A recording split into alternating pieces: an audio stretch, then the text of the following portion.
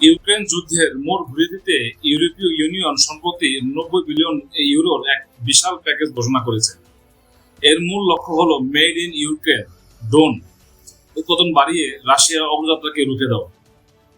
কেন ড্রোন এই যুদ্ধ এত গুরুত্বপূর্ণ? রাশিয়ার ব্যবহার করা অস্ত্র বা সস্তা ইরানি ড্রোনগুলো একটি বিশেষ কৌশল শিখিয়েছে, যাকে বলা হয় ওভারওয়েলমিং অফ এয়ার ডিফেন্স।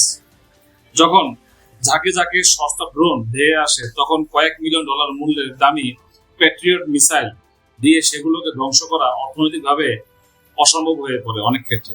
আজ পরিস্থিতি এমন যে খোদ আমেরিকাও ইউক্রেনের এই অ্যান্টি ড্রোন প্রযুক্তি পেতে চাইছে। কেন ইউরোপ হঠাৎ এত বড় ঝুঁকি নিচ্ছে? উত্তরটা হলো ডোনাল্ড ট্রাম্প।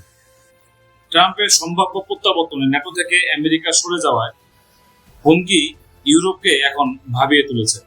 তারা এখন বুঝতে পারছে যে ইউক্রেন যদি আজ হেরে যায়, তবে পরবর্তী লক্ষ্য হতে পারে পোল্যান্ড বা ফিনল্যান্ড মতো দেশগুলো। তাই ইউরোপ এখন নিজেদের অস্তিত্ব রক্ষায় ইউক্রেনকে ড্রোন শক্তিতে বলীয়ান করতে চাইছে। আর এই যুদ্ধই হবে আগামী দিনের আসল যুদ্ধের উদাহরণ। এই যুদ্ধই হবে আধুনিক যুদ্ধের আসল উদাহরণ। ধন্যবাদ।